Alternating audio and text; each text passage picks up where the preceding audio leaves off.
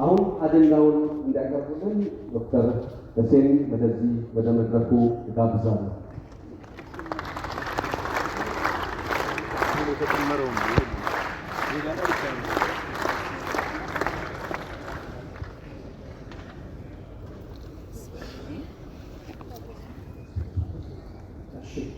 እንደምናደራችሁ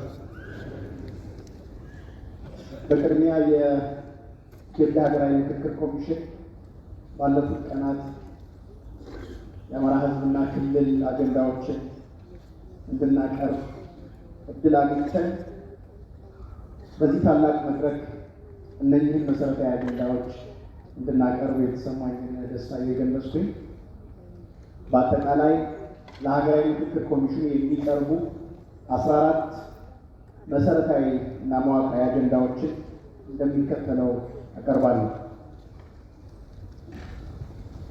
አጀንዳ 1 የሐሰትና የጥላቻ ትርክት እንዲሁም የተዛባ የታሪክ አረዳድ እንዲታረምና የጋራና ትክክለኛ ትርክት እንዲገነባ ስለመጠየቅ። በሀገራችን ኢትዮጵያ የተንሰራፋውና የተነዛው ስሁት ትርክት የጨቋኝ ተጨቋኝ ትርክት ነው። ይህ የተሳሳተ ትርክት አማራውን እንደ ሕዝብ ጨቋኝና ሌላውን ማንነት እንደ ተጨቋኝ የሚያቀርብ ትርክት ነው። ይህ ትርክት እጅግ አደገኛ ከመሆኑ የተነሳ የአማራን ሕዝብ ሕልውና አደጋ ላይ የጣለና በሀገረ መንግስት ግንባታ ሂደታችን ላይ ትልቅ እንቅፋት የሆነ ትርክት ነው። ሀገራችን ኢትዮጵያ የረጅም ሺህ ዓመታት ዘመንና ጥንታዊ የሀገረ መንግስትነት ታሪክ ያላት ስትሆን በዚህ የረጅም ዘመን የሀገረ መንግስት ምስረታና ግንባታ ሂደት እና ውጣ ውረድ ከሌሎች ኢትዮጵያውያን ወንድም እህቶቹ ጋር ሆኖ የአማራ ሕዝብና የክልሉ ሕዝቦች የበኩሉን አኩሪ አሻራ ያሰረፉና እንደ ሕዝብና እንደ ክልልም በሂደቱ ጉልህ ታሪክ ያላቸው ቢሆንም በተለያዩ ልሂቃን ቡድኖች መካከል በተፈጠረ ተጻራሪ የታሪክ ትርክትና ውጤት ምክንያት የጨቋኝ ተጨቋኝ ትርክት ተፈጥሮ ባለፉት 3 አስርት ዓመታትና በላይ ለሆኑ ጊዜ ይሄው ትርክት ስርዓታዊና መዋቅራዊ ሆኖ ህዝባችን በርካታ መከራዎችን እያስተናገደ ይገኛል። በተለይ ከ1960ዎቹ ወዲህ የሀገራችን የዘውግ ፖለቲካ ሰልፈኞች አማራውን ጨቋኝ አድርገው የራሳቸውን ዘውግ ተጨቋኝ አድርገው በማቅረብ ይሄው ስሁት ትርክት በፌዴራልና በክልል ህጎች በአሰራሮችና በተለያዩ የኪነ ጥበብ ስራዎች በማንጸባረቅ የአማራን ህዝብና ክልል ለተለያዩ ጥቃቶችና በደሎች እንዲዳረግ አድርጓል። አሁንም ይሄው ጥፋት እንደቀጠለ ነው። ይህ የተሳሳተ የጨቋኝ ተጨቋኝ ትርክት ከተሳሳተ የታሪክ አረዳድ ይነሳል። ህዝባችንን የፊውዳል ስርዓት ዕዳ ወራሽ በማድረግ ያቀርባል። ለህዝባችን የተለያየ ስያሜ በመስጠት ለአብነትም የገዢ መደብ ርዝራዥ፣ ጨፍላቂ፣ ነፍጠኛ፣ ትምክተኛ፣ አህዳዊ ወዘተ እያሉ በማሸማቀቅ ህዝባችንን ለማጥቃት ተጠቅመውበታል። በመሆኑም በዚሁ የተሳሳተ የጨቋኝ ተጨቋኝ ትርክት ምክንያት ከአማራ ክልል ውጭ የሚኖሩ አማራዎችና የክልሉ ተወላጆች ለዘመናት ወልደው ከብተው ሀብት አፍርተው በሚኖሩበት አካባቢ ለጥቄ ተብለው በጎረቤት ሀገራት የሚያገኙትን ክብርና ጥበቃ ያክል እንኳን ሳይከፈሉ ለማንነት ተኮር ጥቃት እንዲጋለጡ ተደርጓል። ሀብት ንብረታቸው ተዘርፏል። በሀገራቸው ተሳዳጅ ሆነዋል። ይኸው ከተሳሳተ የታሪክ አረዳድ የሚመነጨው ስሁት ትርክት ወጥነት ያለውና የሚያግባባ የታሪክ አረዳድን የለውም። የዘመናት የሀገራችን ታሪክ ሰሪዎች እና ባለቤቶች በማንነት፣ በብሔር፣ በሃይማኖት ወዘተ ሳይገለሉ ሁሉም በታሪክ ሰሪነት እንዳይዘከሩ ትውልዱ ታሪክ እንዳያውቅና በትምህርት ቤቶቻችን ሳይቀር የታሪክ ትምህርትን መስጠት እንዳንችል ጭምር አድርጎናል። ይህ የተሳሳተ የጨቋኝ ተጨቋኝ አስተሳሰብና ተግባር በተለያዩ የሀገሪቱ አካባቢዎች የሚኖረውን የአማራ ሕዝብ የፖለቲካ ተሳትፎ እንዳይኖረው፣ መጤ ተብለው እንዲፈናቀል፣ እነዚህና መሰል በደሎች እንዲታረሙ ሕዝባችን የሚያነሳቸው የፍትህና የእኩልነት ጥያቄዎች አገራዊ የፖለቲካና የሕግ መድረክ ጭምር እንዳያገኙ ተደርገው የቆዩ ናቸው። ሆኖም ይህ የጨቋኝ ተጨቋኝ የተሳሳተ ትርክት ትክክል የማይሆንበት መሰረታዊ ምክንያት የአማራ ሕዝብና የክልሉ ነዋሪዎች ከሌሎች የኢትዮጵያ ሕዝቦች የተለየ አልተጠቀሙም። አሁንም በሰፊ ድህነትና ኋላ ቀርነት ውስጥ ይገኛሉ።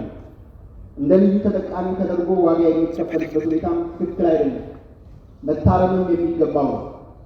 በተጨማሪ የዚህ የተሳሳተ የጨቋኝ ተጨቋኝ ትርክት መሰረተ ቢስነትን የሚያጠናክሩ ማሳያዎችን በዋቢነት እንደሚከተለው አቅርበናል።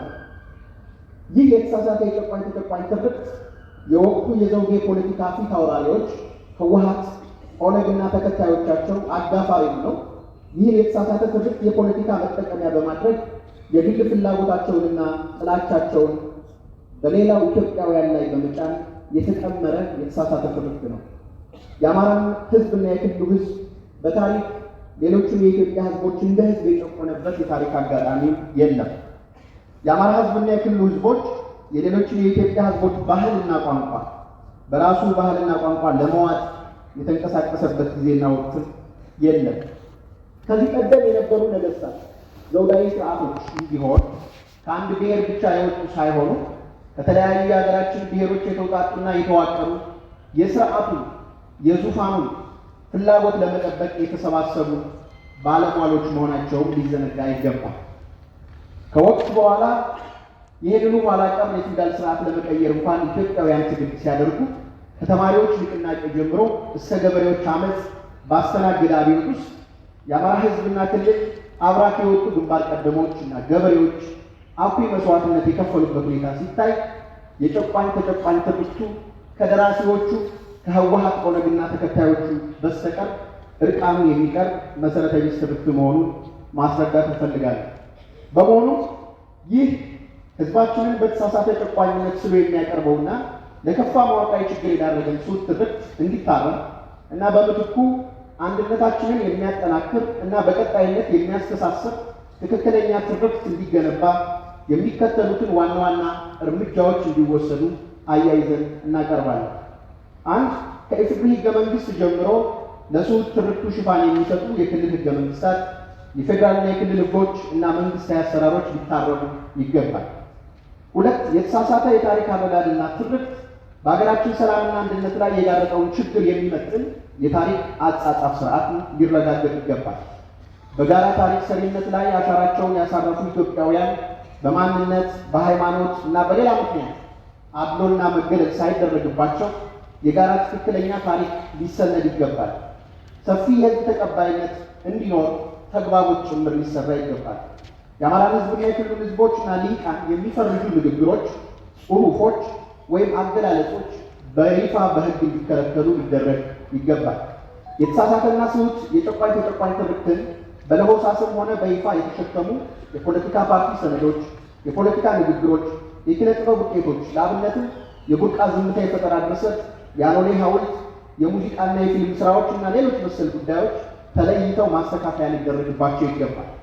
የዚህ የተሳሳተ የጨቋኝ ተጨቋኝ ስሁት ትርክት ደራሲዎችና ዋና ከያኔዎቹ የአማራን ህዝብና የክልል ነዋሪ ለስርዓታዊና መዋቅራዊ ችግርና በደል የዳረጉ ህወሓት፣ ኦነግና ተከታዮቻቸው በፈጠሩትና በነዙት የተሳሳተ ትርክት ምክንያት የአማራ ህዝብና በክልሉ ነዋሪዎች ላይ ለደረሰው በደልና ጉዳት በይፋ ህዝባችንን ይቅርታ እንዲጠይቁና የሞራል እንዲሁም የቁስ ካሳ እንዲከፍሉ ሊደረግ ይገባል።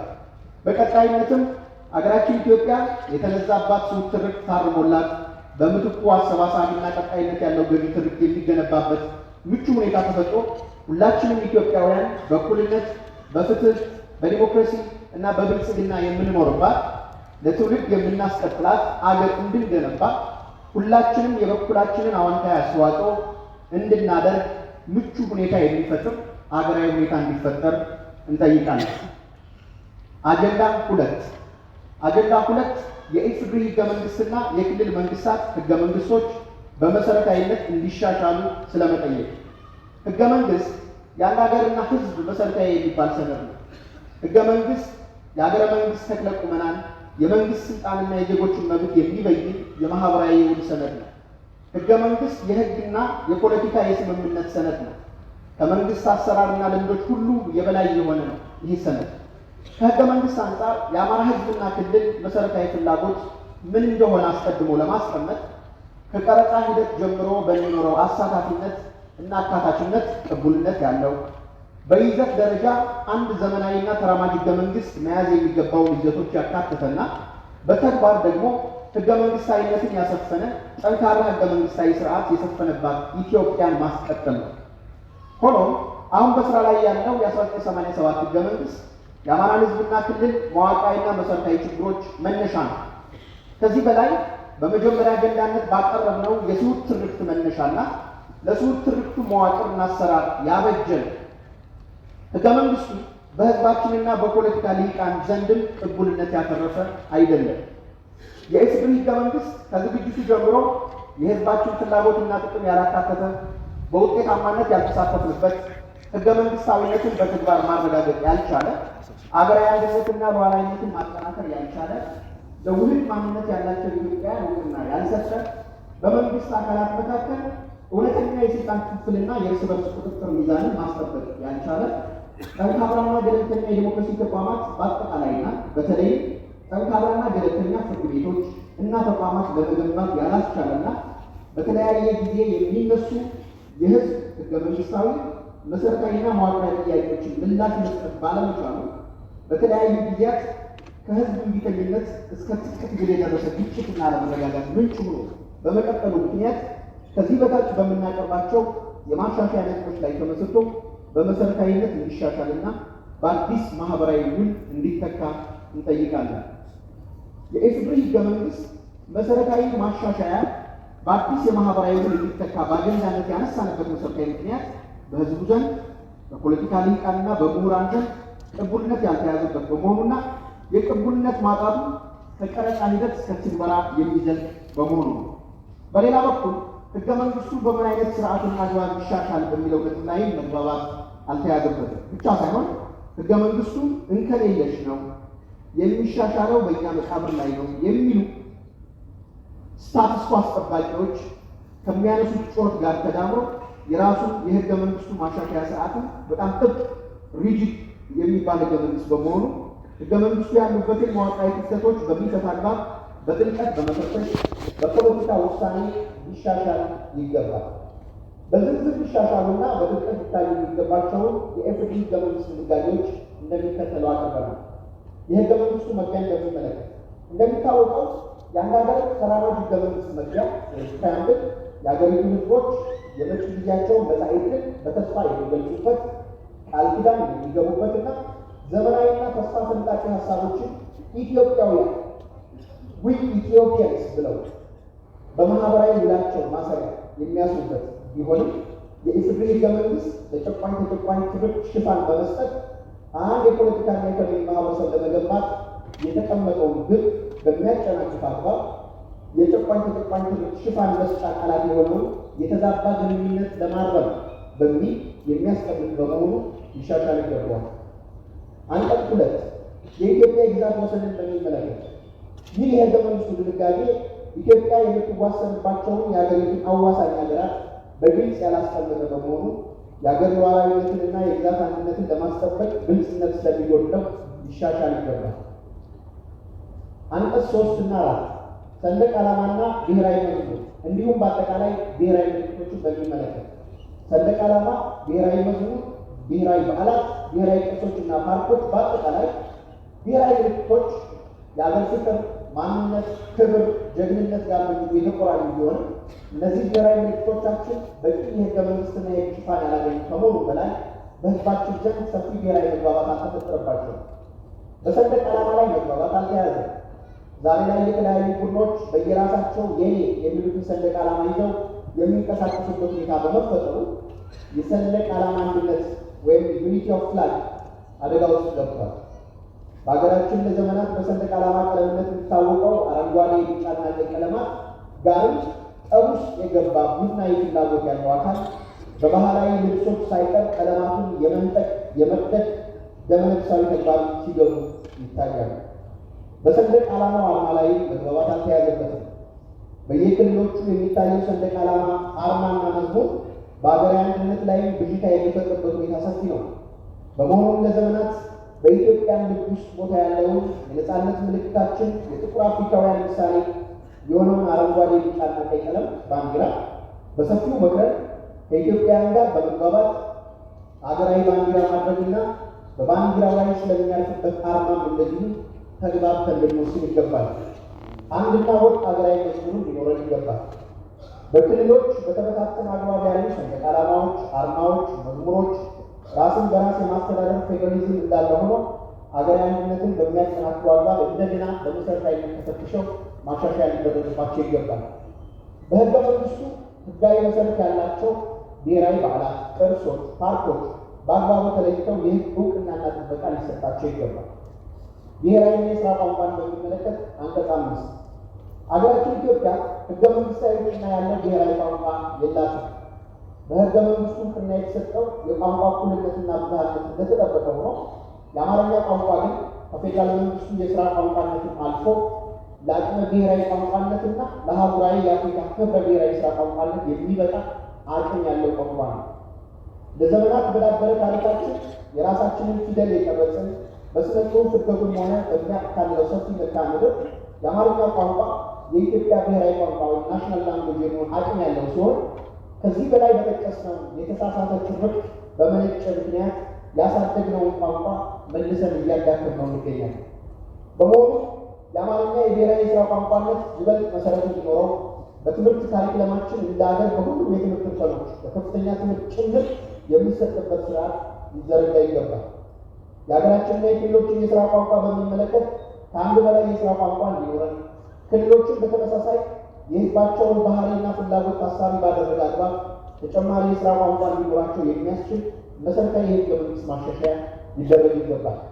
አንቀጽ 8 የህዝብ ሉዓላዊነትን በሚመለከት የህዝብ ህገ መንግስት የስልጣን ባለቤትና የህዝብ ሉዓላዊነትን በተመሳሳይ ለስሁት ትርክቱ ሽፋን በሚሰጥ አግባብ የስልጣን ባለቤትነትና ሉዓላዊነት ለኢትዮጵያውያን ያረጋገጠ ባለመሆኑ ሊሻሻል ይገባዋል።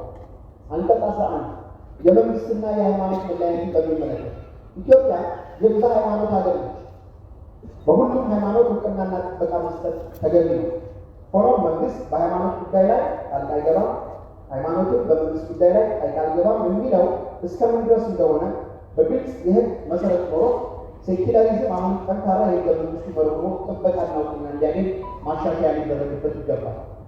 አንቀጽ 32 የዜጎች በነፃነት የመዘዋወር መብትን በሚመለከት የዜጎች የመዘዋወር መብት በየትኛውም የሀገሪቱ አካባቢ የመንቀሳቀስ የመስራትና መኖሪያ የመመስረት መብት ጭምር የሚያጠቃልል ቢሆን ከዚህ በላይ በአጀንዳነት ባቀረብነው ስሁት ትርክት ምክንያት የአማራ ህዝብና ክልል ነዋሪዎች በማንነታቸው ምክንያት ነጥ ስለሚባሉ የክልሎችን ቋንቋ በመቻልና በመስራት በኩል ችግር ስላለ ከመንግስት ሰራተኛነት እስከ ሌላ የስራ መስክ በነፃነት ተንቀሳቅሶ የመስራት እድል በከፍተኛ ሁኔታ የተገደበበት ሁኔታ ተፈጥሯል። ይህ ሁኔታ የህገ መንግስቱን አንቀጽ 25 ጭምር የሚጥስ ነው። የእኩልነት መብትን የሚጥስ ነው። አንድ የፖለቲካና የኢኮኖሚ ማህበረሰብ ለመፍጠር ሳንካ ስለሚሆን መሰረታዊ ማሻሻያ ሊደረግበት ይገባል። አንቀጽ 38 እንዲሁም አንቀጽ 54 ውስጥ 2 እና 3 በጣም የመመረጥ መብትና የምርጫ ስርዓትን በተመለከተ በህገ መንግስቱ አንቀጽ 38 ዜጎች በቀለም፣ በዘር ወይም በብሔር፣ በሃይማኖት ወይም በሌላ ምክንያት አድሎ ሳይደረግባቸው የመመረጥ መብት ይኖራቸው።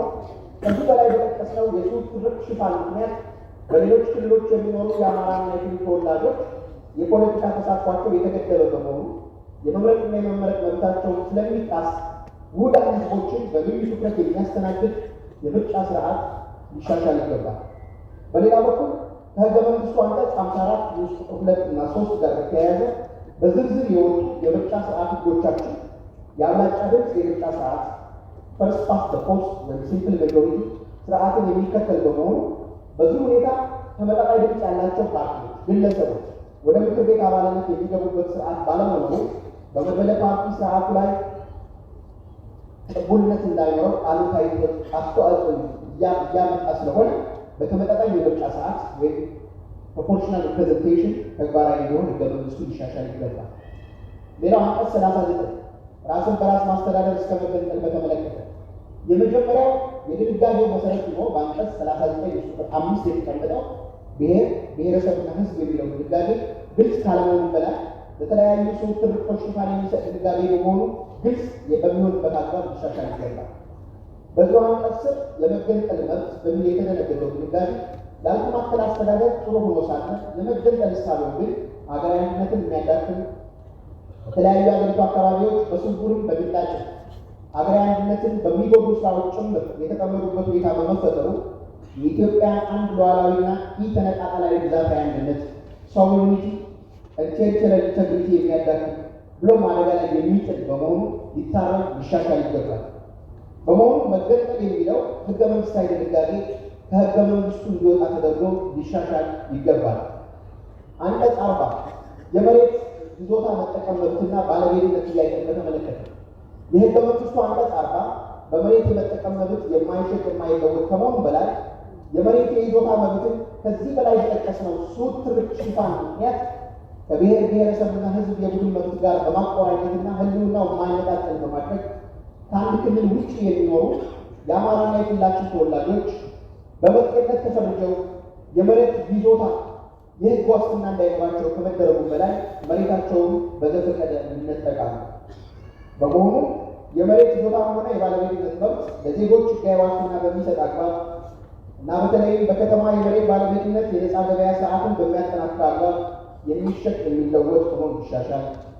በሂደትም አሁን ላይ የገጠር መሬት አዋጁ ያሻሻላቸው ጉዳዮች ይበልጥ እንዲሰፉ በማድረግና ወደ ባለቤትነት መብት እንዲቀየር የሚያደርግ ህገ መንግስታዊ ማሻሻያ ሊደረግ ይገባል።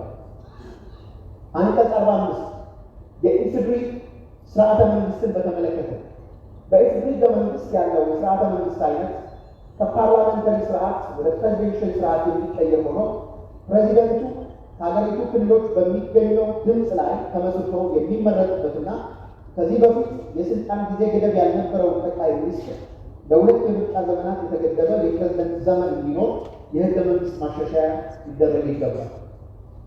አንቀጽ 46፣ 47 እና 48 የክልሎች አወቃቀርና ወሰንን በሚመለከት በኢፌዴሪ ህገ መንግስት አንቀጽ 46 ንዑስ ቁጥር 2 መሰረት ክልሎች በህዝብ አሰፋፈር በቋንቋ ማንነትና ፈቃድን መሰረት ባደረገ መልኩ እንዲሆን ቢገለጽም ተግባራዊ አልተደረገም። ከህገ መንግስቱ መጽደቅ በፊት ስራ ላይ የዋለው አዋጅ ቁጥር 7/1984 ተግባራዊ ሲደረግ ያለ ህዝቦች ማንነትና ፈቃድ ተገደው ወደ ሌላ ክልል የተካለሉ አካባቢዎች መኖር በወቅቱ የነበረውን ህግ በመጣስ ጭምር የተደረገ ነው። በዚህም ምክንያት የክልሎች አወቃቀር ገና ከጥንስሱ የተበላሸ ነው በመጀመሩ በወልቃይት ጠገዴ፣ ጠለምት፣ ወፍላ ኮረም፣ አበርገሌ፣ ራያ አላማጣ፣ የሸዋ አማራና ደራ፣ መተከል ህዝቡ በወቅቱ የነበረውን ህግ መነሻ በማድረግ ባለመካለሉ መሰረታዊና መዋቅራዊ የሆነ የማንነትና የወሰን ጥያቄ ተዳርገን እንገኛለን። በአንቀጽ 47 ንዑስ ቁጥር 1 የተካለሉ ክልሎች አብዛኞቹ ማንነትና ቋንቋን መሰረት አድርገው የተፈጠሩ በመሆኑ የክልሉ ባለቤት ነን ብለው ራሳቸውን ከሚያስቡት ማንነቶች ውጭ ያለው አማራና የክልላችን ተወላጅ በዘርፈ ብዙ ጉዳዮች ያገለለ አገራዊ አንድነትንም አደጋ ውስጥ የጣለ ነው። በአንቀጽ 47 ንዑስ ቁጥር 2 መሰረት ክልል የሚመሰረትበት አግባብና ሁኔታ ሆን ተብሎ ልጓም አልባ ሆኖ ተቀርጾ አገራዊ አንድነትን አደጋ ላይ በሚጥል አግባብ ለማያባራ የራስ አስተዳደር ጥያቄ የሚዳርግ በመሆኑ ግልጽ መስፈርቶች ተቀምጠውለት ሊሻሻል ይገባል። አንቀጽ 49 የሀገሪቱ ርዕሰ ከተማ አዲስ አበባን በሚመለከት በእርግጥም የአዲስ አበባ ጉዳይ ሰፋፊ መሰረታዊ ጥያቄዎችና ልዩነቶች ያሉ በመሆኑ ምክንያት ራሱን አስችለን በዝርዝር አጀንዳነት ያቀረበው ቢሆንም በህገ መንግስቱ አንቀጽ 49 ስር ያሉ ግልጽ ያልሆኑ ድንጋጌዎች በአግባቡ ታይተው ሊሻሻሉ ይገባል። አንቀጽ 52 የክልል መንግስታት ስልጣንን በተመለከተ የኢፌዴሪ ህገ መንግስት በአንቀጽ 52 ንዑስ ቁጥር 1 ላይ ለክልል መንግስታት ስልጣን ሲሰጥ የተከተለው አግባብ በግልጽ ለፌዴራል ያልተሰጠ ስልጣን መስጠት ሪጂዳል ፓወር በመሆኑ በዚህ ድንጋጌ ቀጣይ ንዑሳን ድንጋጌዎች የተቀመጡ ስልጣኖች የተገደቡ በመሆኑ ለፌዴራልም ሆነ ለክልል መንግስታት ስልጣንና ተግባርን የሚዘረዝር ወይም ቨርቲካል ዱዋል ፓወር ሞዴል ሆኖ ሊሻሻል ይገባል። አንቀጽ 62 የፌዴሬሽን ምክር ቤት አደረጃጀት ስልጣንና ተግባርን በተመለከተ በእኛ ህገ መንግስት የታችኛው ምክር ቤት ወይም ሎወር ሃውስ ሆኖ የተደራጀው የፌዴሬሽን ምክር ቤት አደረጃጀት የክልሎችን ሚዛን በሚያስጠብቅ አግባብ ህግ የማውጣት ስልጣን ጭምር እንዲኖረው ሆኖ ሊሻሻል ይገባል። በተጨማሪም ህገ መንግስትን የመተርጎም ስልጣን ለመደበኛ ፍርድ ቤት ወይም ለህገ መንግስታዊ ፍርድ ቤት እንዲሰጥ ሆኖ ለፌዴሬሽን ምክር ቤት የተሰጠው ስልጣን ሊሻር ይገባል። አንቀጽ 78 እና ተከታይ ድንጋጌዎችን በተመለከተ ስለ ነፃ የዳኝነት አካል መቋቋም በእርግጥም ስለ ነፃ የዳኝነትና የዲሞክራሲ ተቋማት ግንባታ ራሱን በቻለ አጀንዳ የምናየው ቢሆን ህገ መንግስቱ ነፃ የዳኝነት አካልን ለማጠናከር የሚያያዙ ህገ መንግስታዊ ድንጋጌዎች ማሻሻያ ሊደረግባቸው ይገባል። ለአብነት የዳኝነት ተቋማዊ ነፃነትን ለማጠናከር የበጀትና የሰው ኃይልን በነፃነት ማስተዳደርን በተመለከተ የዳኞች ያለመከሰስ መብት ጁዲሻል ኢሚኒቲ ህገ መንግስታዊ መሰረቶች እንዲቀረጽ ሊደረግ ይገባል።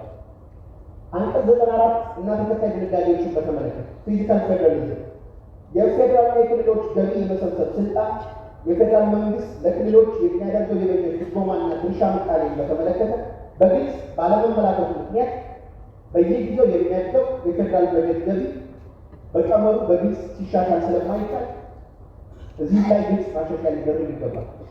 አንቀጽ 104 እና 105 የህገ መንግስት ማሻሻያ ስርዓትን በሚመለከት የኢትዮጵያ ህገ መንግስት የማሻሻያ ስርዓት እጅግ ጥብቅ የሚባል በመሆኑ የማሻሻያ ስርዓቱን በአግባቡ ተፈትሾ ሊሻሻል ይገባል። በመሆኑ የህገ መንግስቱን አንቀጽ 104 እና 105 ድንጋጌዎች በጥልቀት በመፈተሽ እና አስቀድሞ መሰረታዊ የሚባሉ የህገ መንግስቱ ማሻሻያ ጉዳይ በፖለቲካ ውሳኔ ሊሻሻሉ በማድረግ የማሻሻያ ስርዓቱ ራሱ ሊሻሻል ይገባል። የክልሎች ህገ መንግስታት በመሰረታዊነት ሊሻሻሉ ይገባል።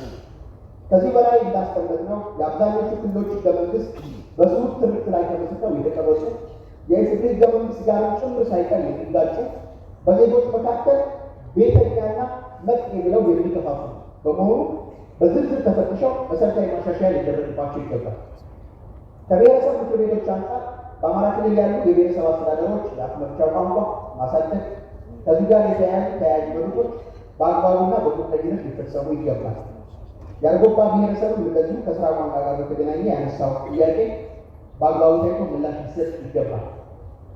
አጀንዳ 3 ስለ ፌዴራል ስርዓቱ አስፈላጊነት አደረጃጀትና በይዘት ለውጥ የሚፈልጉ ጉዳዮችን ስለማቅረብ ከሁሉም በማስቀደም ስለ ፌዴራሊዝም አስፈላጊነት ያለንን እምነት እንዲሁም ህዝባችን ፌዴራሊዝምን በሚመለከት የጽሁፍ ትርክቱ አራማጆች እንደሚያቀርቡት ክስ አግባብነት የሌለው መሆኑን በመጀመር ማስረዳት ይፈልጋል።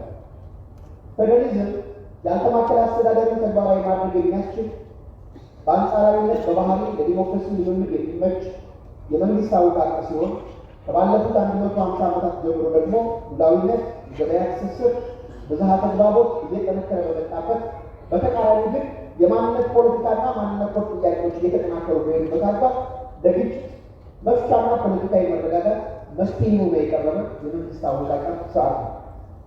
በሌላ በኩል የጽሁፍ ትርክት አራማጅ ዘውገኛ ፖለቲከኞች ህዝባችንን አህዳዊ ናፋቂ እንደሆነ ፌዴራሊዝም ጠል እንደሆነ አድርገው የሚከሱት ክስ መሰረተ ቢስ መሆኑን አስቀድመን እያሳየን ህዝባችን ከፌዴራሊዝም ጋር ተያይዞ የሚያነሳው ጥያቄ እውነተኛ ፌዴራሊዝም እንዴት ይቀረጽ፣ እንዴት ይተግበር የሚል እንጂ ሌላ ድብቅ ዓላማ የሌለን መሆኑን አስቀድመን ማቅረብ ይፈልጋል።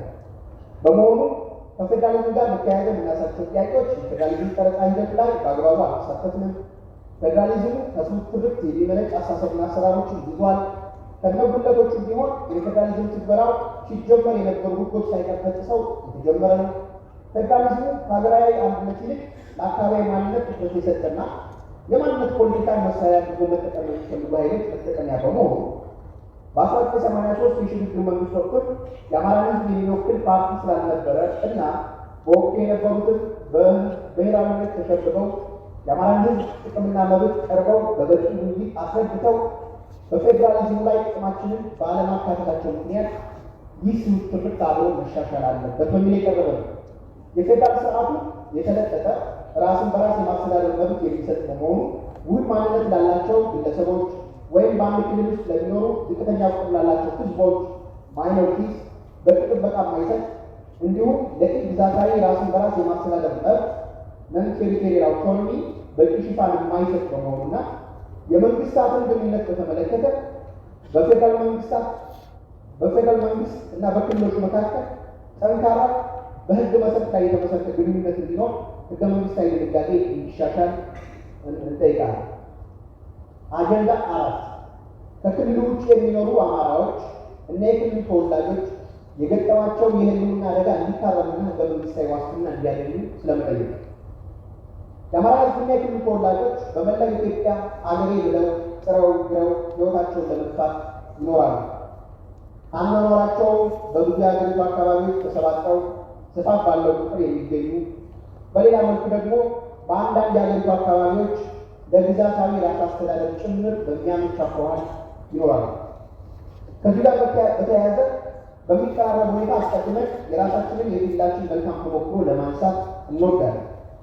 የአማራ ክልል ራሳቸውን በራሳቸው እንዲያስተዳድሩ አመች ሁኔታ ወይም ግዛታዊ የራስ አስተዳደር እንዲያቆሙ እድል ላላቸው ማንነቶች የራስ አስተዳደርን የፈቀደ የእውነተኛ ፌዴራሊዝም ጅምር የሚታይበት ክልል በመሆኑ እንኮራለን።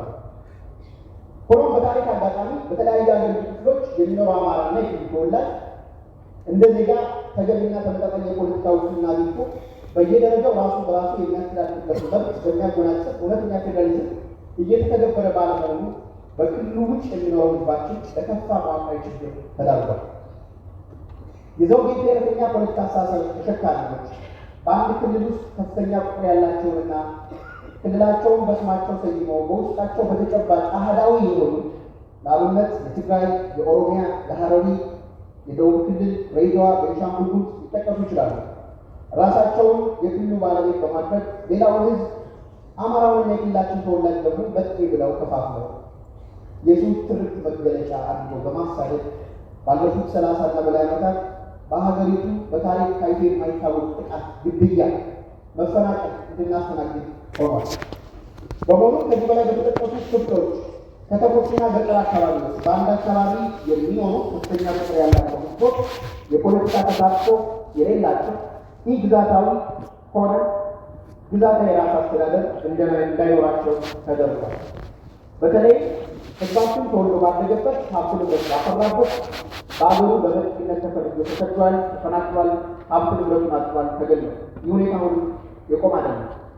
በመሆኑ የፌዴራል ስርዓታችን በአንድ ክልል ውስጥ ለሚኖሩ ጉዳት ማይኖሪቲስ በቂ ጥበቃ የማያደርግ የዜጎችን ግለሰባዊና ቡድናዊ መብቶች የማያስከብር ለግዛታዊ ራስ አስተዳደርም ሆነ ለኢ ግዛታዊ ራስ አስተዳደር ስልጣንና